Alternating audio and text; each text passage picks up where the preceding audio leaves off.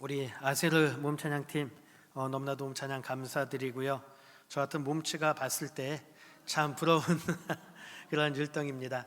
또 우리 매 주일 오후마다 이렇게 찬양 영광 올려드리는 우리 드림 찬양단뿐만이 아니라 수요일에 또 함께 우리 샬롬 찬양단, 또 주일 11시 예배 때 영광 올려드리는 우리 성길 찬양단 모두 감사드립니다. 하나님께서 그 헌신들 기쁨으로 받아주실 줄 믿습니다. 또 이러면 우리 할렐루야와 임마누엘이 서운할 것 같아가지고요, 우리 할렐루야 찬양대 또 임마누엘 찬양대도 늘 시간마다 헌신한 분들 너무나도 감사를 드립니다.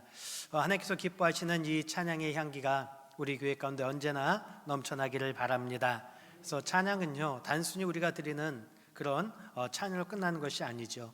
곡조 있는 기도라고 그렇게 이야기를 하잖아요. 이렇게 몸으로 찬양 드릴 때에, 입술로 찬양할 때에 그 찬양이 나의 삶의 믿음의 고백이 되어지고요, 그 고백이 되어질 때 어떻습니까? 삶의 모습으로 주님이 주시는 복의 은혜로 나타날 줄 믿습니다. 그래서 때로는 헌신이 참 버거우실 때도 있을 거예요.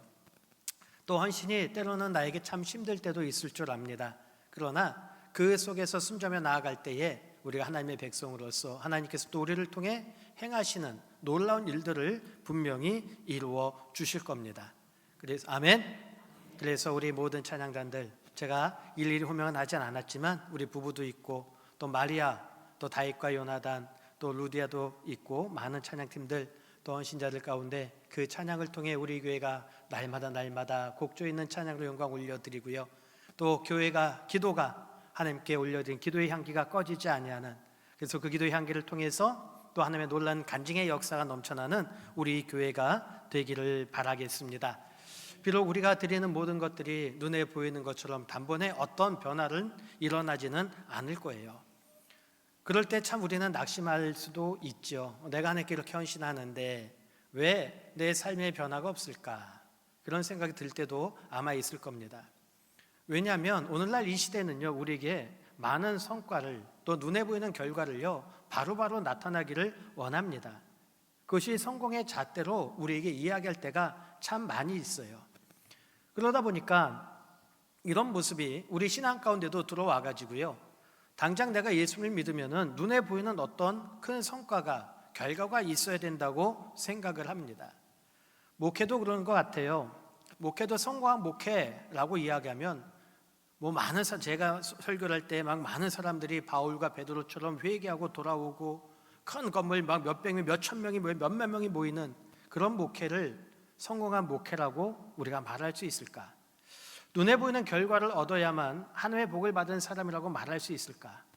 근데 세상은 그것이 성공한 목회고 하나님의 사람이고 복을 받은 사람이다라고요 아예 단정하면서 이야기를 합니다.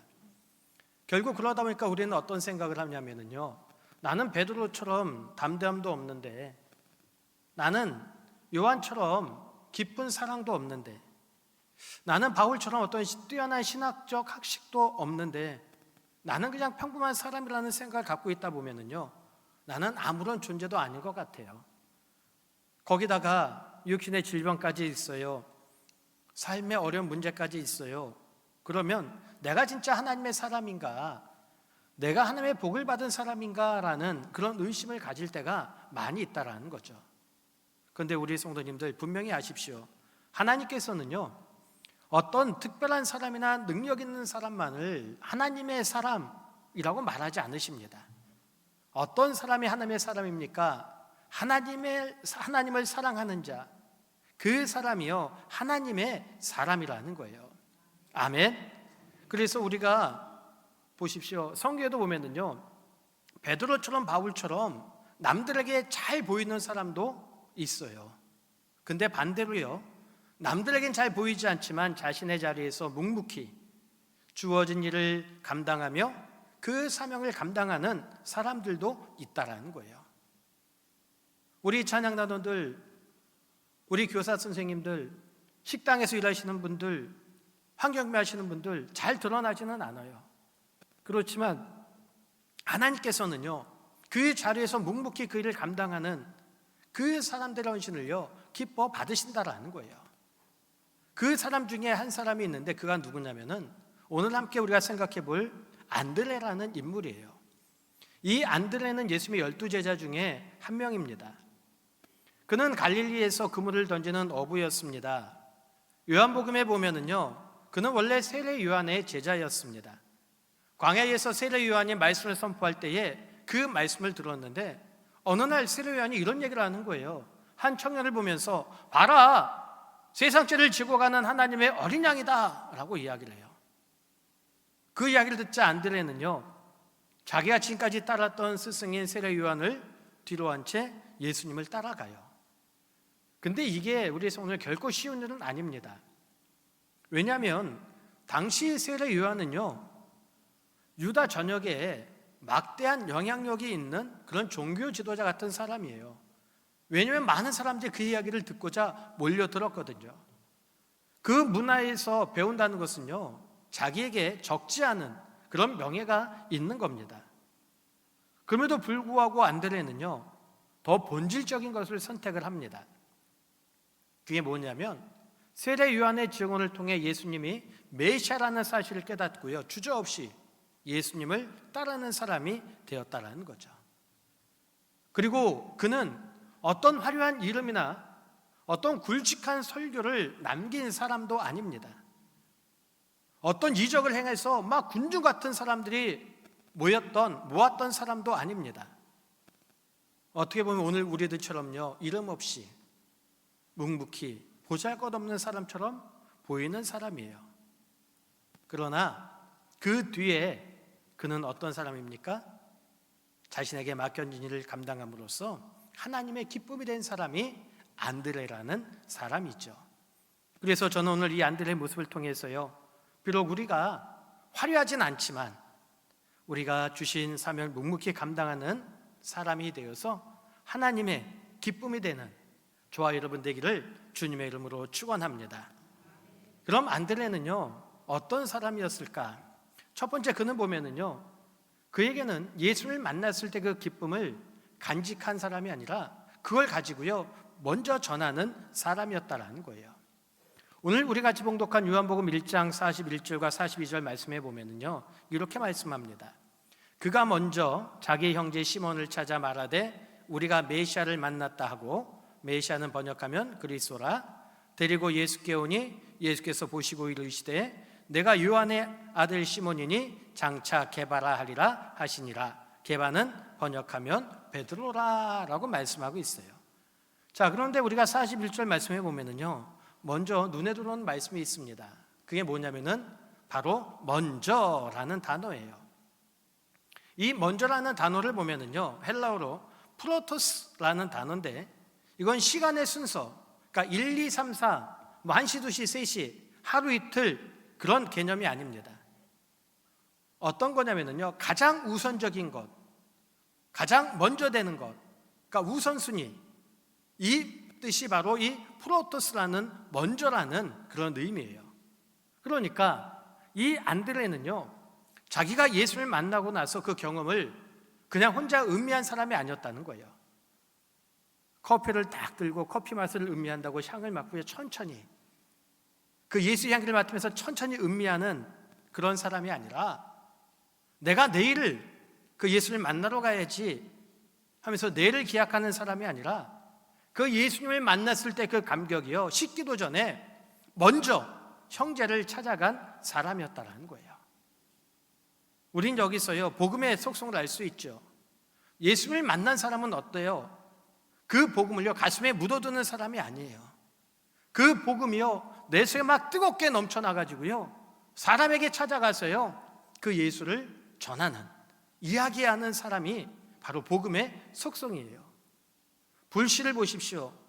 불씨가 그냥 타오르지만 이 불씨가 바람을 만나면 어떻습니까? 그게 확 번집니다. 바로 복음을 경험한 사람은요, 그 은혜가 너무 커가지고요, 자기의 가슴에 담아두지 못해요. 나누지 않으면은요, 살 수가 없는 거예요. 요한복음 4장 말씀을 보면은 사마리아 여인의 이야기가 나오죠. 이 여인이 하루하루 어떻게 살아갔겠습니까? 괴로움과 근심과 걱정으로 삶의 의미 없이 살아갔던 것이 요한복음 4장에 나오는 사마리아 여인이에요. 그런데 이 여인이 예수를 만나고요, 그 안에 예수의 메시아라는 그 복음이 들어오니까요, 어때요? 물두러 왔던 것도 잊어버리고요. 자신에게 손가락질하고 멸시하는 사람들도요 잊어버리고요. 동네로 나가서 소리를 지르잖아요. 야, 여기 메시아가 왔다고, 이분이 메시아라고 외치잖아요. 이게 복음의 특성이에요. 우리 성도님들, 혹시 우리가 신앙이 지쳐있다면, 우리가 복음을 전하고 싶은 마음이 사라졌다면요, 어쩜 우리는 예수님의 그 뜨거운 첫사랑을 우리는 잊어버리고 있는지도 모릅니다. 근데 이 안드레는 어떻습니까? 그 속에 복음의 뜨거움이 있던 사람이라는 거예요. 그래가지고요, 자기 형제 시몬에게 막 달려가서 이야기를 하잖아요. 우리가 메시아를 만났다고 이야기해요. 이 의미는 뭐냐면요, 내가 메시아를 만났는데 그 만남이 지금 나를 붙들고 있다는 거예요.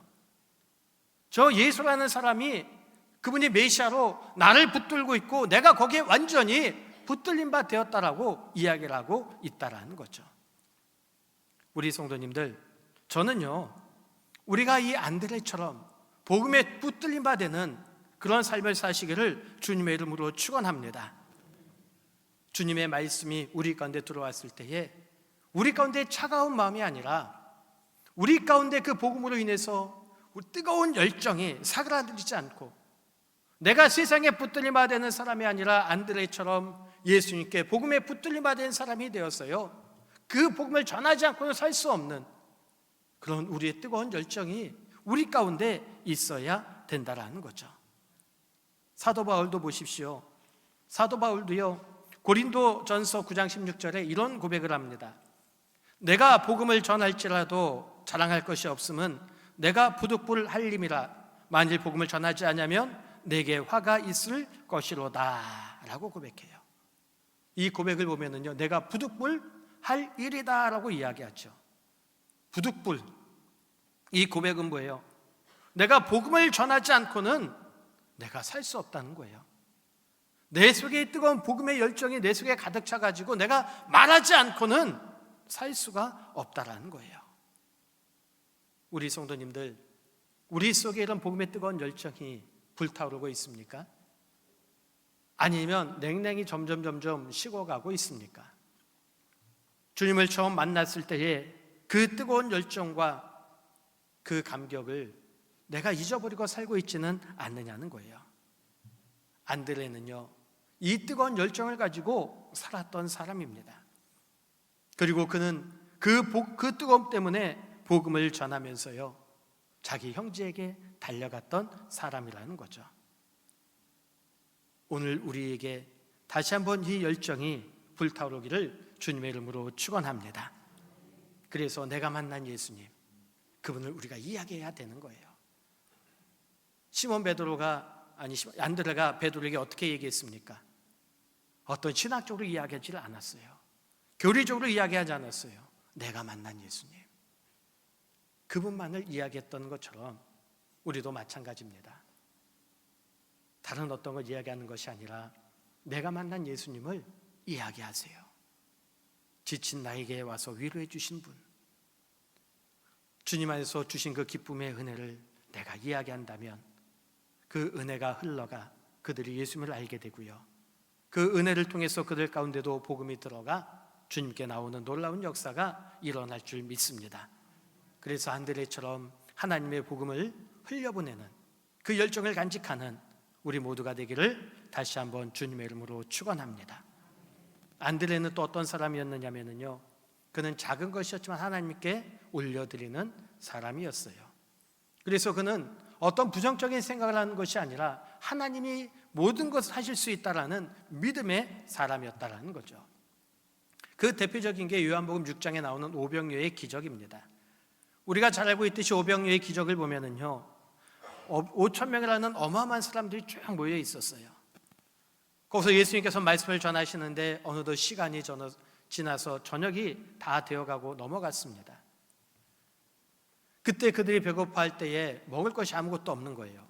근데 예수님께서 보리떡 5개와 물고기 2마리로 5천 명을 먹이시고 12광주리가 남는 이적을 베푸셨죠. 그런데 이 기적을 보면은요, 이 기적의 무대 뒤에 아무도 주목하지 않았던 한 사람이 나오는데, 그가 누구냐면 안드레예요. 그는 수많은 사람들 중에서요 한 아이를 발견합니다. 그리고 그 아이가 가진 것을 예수님께 가지고 와요. 우리 요한복음 6장 8절에서 9절 말씀 함께 봉독해 봅니다. 시작. 제자 중 하나 곧 시몬 베드로의 형제 안드레가 예수께 여짜오되 여기 한 아이가 있어 보리떡 5개와 물고기 2마리를 가지고 있나이다. 그러나 그것이 이 많은 사람에게 얼마나 되겠사옵나이까. 아멘. 자 보세요. 안드레는요 그 많은 사람들이 있었지만 그 속에서 뭘 봤습니까? 어떤 일을 할 수 있는 작은 것을 보는 그런 사람이었다라는 거예요. 그런데 다른 제자들을 보십시오. 이 오병이의 기적의 내용이 마가복음 6장에도 나오는데요 거기에는 이렇게 말씀을 기록하고 있습니다. 마가복음 6장 35에서 37절 말씀 한번 볼까요? 시작. 때가 저물어 가매 제자들이 예수께 나와 여짜오되 이것은 빈들이요 날도 저물어 가니 무리를 보내어 두루 촌과 마을로 가서 무엇을 사 먹게 하옵소서. 대답하여 이르시되 너희가 먹을 것을 주라 하시니 여짜오되 우리가 가서 200데나리온의 떡을 사다 먹이리이까. 아멘. 여기 보면 제자들 뭐라고 얘기해요? 우리 먹을 것이 없습니다. 돈이 없습니다. 여기 빈들입니다. 이미 저물었습니다. 그러니까 그들은요 무조건 없는 것만 맞다는 거예요. 자기는 할 수 없다고 말합니다. 근데 요한복음 6장에 나오는 안드레는 어떻게 했습니까? 한 아이를 찾았고요. 그리고 그 작은 것이지만 하나님이 예수님께서 일할 수 있도록 그것을 예수님께 가지고 나왔다는 거예요. 이 안드레는요 문제 앞에서 할 수 없다고 불가능하다고 선언한 것이 아니라 그에게는 예수님이 일하실 수 있고 이걸 통해서 일하신다라는 믿음의 그 소망이 있었다라는 거죠. 우리 성도님들 보세요. 많은 사람들이요 어떤 일을 할 때에 현실만을 바라봐요. 그리고 부정적으로 말을 합니다. 이건 안 돼, 할 수 없어. 그런 부정적인 생각을 갖고 이야기를 해요. 지금 제자들이 그렇잖아요. 여기는 빈들입니다. 우리에게 먹을 것이 없습니다. 200데나리온에 되는 그 돈이 우리는 하나도 없습니다. 그 현실 앞에 부정적으로 이야기를 하고 있다는 거죠.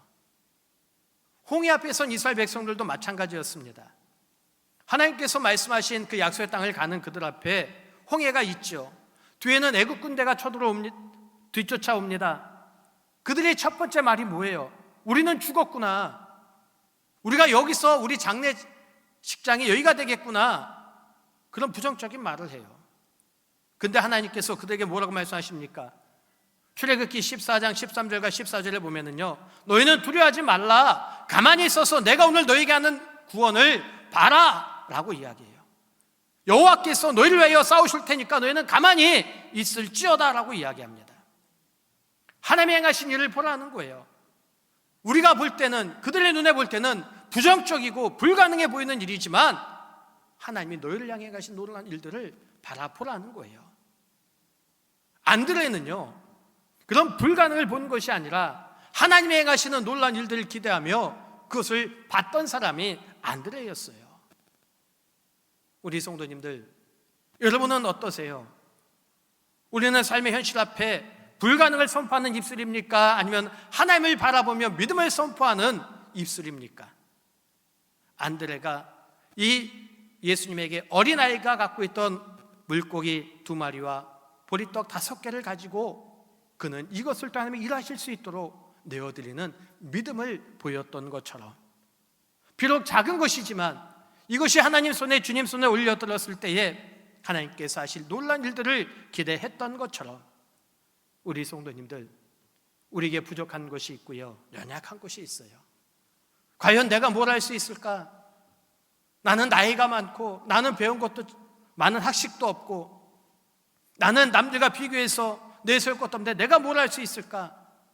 그런 생각하지 마시고요 나를 통해 일하시는 그 하나님의 놀라운 일들을 기대하시기 바랍니다. 그것을 선포하시기 바랍니다. 오늘날 이 시대가 점점 현실 속에서 믿음을 선포하는 것들을요 잃어버리고 살아가고 있어요. 뜨거운 신앙의 야성과 열정을 잃어버리고요 오늘날 현실을 그렇게 모르냐고 말을 합니다. 전도가 되겠냐고, 부흥이 되겠냐고, 오늘 이 시대가 기독교가 이렇게 된 것 때문에 아무것도 안 된다고 이야기를 합니다. 그러나 아닙니다. 하나님이 일하시면 내가 생각지 못하는 놀라운 일들을요, 하나님께서는요 이루어 가십니다. 그러기 위해서 어떻습니까? 나를 먼저 드려보세요. 작은 나를 통해 일하시는 그 하나님의 놀라운 일들을요 기대해 보시라는 거예요. 그게 바로 안드레의 삶이었어요. 안드레는 하나님께 행하실 놀라운 일들을 기대했던 사람, 작은 것이었지만 이 작은 것을 통해 하나님이 이루실 놀라운 큰 기적을 그는 바라봤던 것처럼, 사랑하는 우리 성도님들, 우리가 없는 것을 탓하지 말고요, 내가 있는 것 예수님께 가져오고 그것을 드리시기를 바랍니다. 부족한 것 변명으로 삼지 말고요, 있는 것을 드리면 그 순간 예수님이 그것을 받으시고, 우리가 계산하는 것을 훨씬 뛰어넘는 방식으로요 우리 예수님께서는요 일하고 계십니다. 예수님께서 그 보리떡 5개와 물고기 2마리로 5,000명 먹일 때 누가 알았겠어요? 제자들이 봤을 때는요, 에게 저게 뭐야 라고 생각을 했겠죠. 그러나 그 작은 것이 주님께 올려드려졌을 때에 하나님 예수님께서 오병이의 기적을 베푸셨던 것처럼 우리도 그런 믿음을 통해 안드레처럼 드리는 삶의 모습이 우리의 모습이 되어야 됩니다. 그래서 우리에게 필요한 건 뭐예요?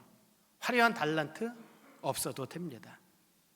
그저 나에게 주어진 작은 것, 그 작은 것 주저없이 예수님 손에 올려드리는 모습이 우리에게 필요합니다.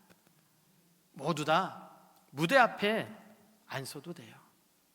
그러나 무대 뒤에서 한 아이의 도시락을 찾아낸 이 안드레처럼 하나님은요 그런 사람들을 통해 하나님의 일을 이루어 가시고요 놀라운 기적을 일으키십니다. 저는 그 주역이 바로 저와 여러분이 되기를 주님의 이름으로 축원합니다. 그래서 우리가 어떤 화려함이 아니어도, 많은 것이 없다 할지라도 나의 삶을 주님께 드리고 복음의 뜨거운 열정을 가지고 나아가 안드레처럼 하나님을 기쁘시게 하는 하나님의 백성으로 사는 저와 여러분 되기를 주님의 이름으로 축원합니다.